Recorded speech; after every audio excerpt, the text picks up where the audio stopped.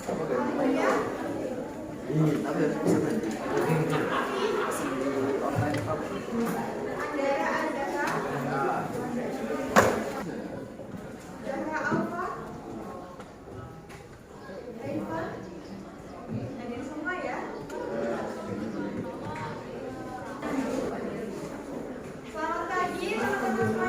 Pagi. Baik. Oh, sebagian udah, sebagian belum.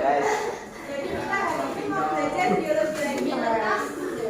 Materi baru ya. Kemarin kita udah belajar biologi 2 bab. Apa aja yang pertama? Virus. Yang kedua? Nah, kita hari ini mau masuk ke bab baru, yaitu bab yang ketiga. Jadi kalian nemu lagi di supermarket. Nah, barang-barang di supermarket itu ditata atau dijadiin satu jenisnya? Dikelompokkan. Nah, kenapa kok barang-barang di supermarket itu dikelompokkan? Ada yang tahu? Biar gampang nyari. Biar mudah mencarinya atau memudahkan kita dalam berbelanja. Iya, berbelanja. Coba kalau semua barang-barang di supermarket itu dijadiin satu antara buah, terus apa ada crackers kayak gitu, kalian bakal kesulitan nggak? Ya, kesulitan. Nah, ini tuh sama halnya dengan kita mempelajari keanekaragaman biologi kemarin. Jadi kita itu bisa mempelajari keanekaragaman biologi dengan mudah jika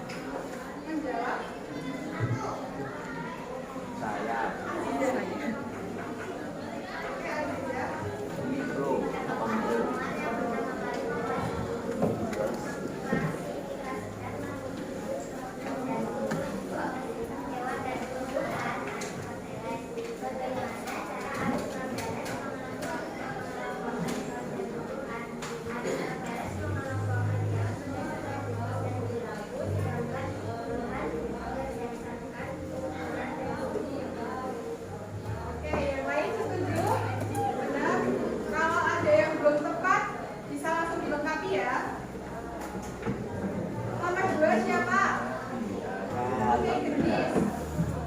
Berdasarkan pernyataan di bawah, anaknya yang dibutuhkan merupakan hidup. Yang pertama, ada menyederhanakan objek studi supaya mudah dipelajari. Yang ketiga, memudahkan dalam mempelajari makhluk hidup yang beraneka ragam. Yang keenam, Yang bukan itu. Ada yang jawaban lain? nomor 2.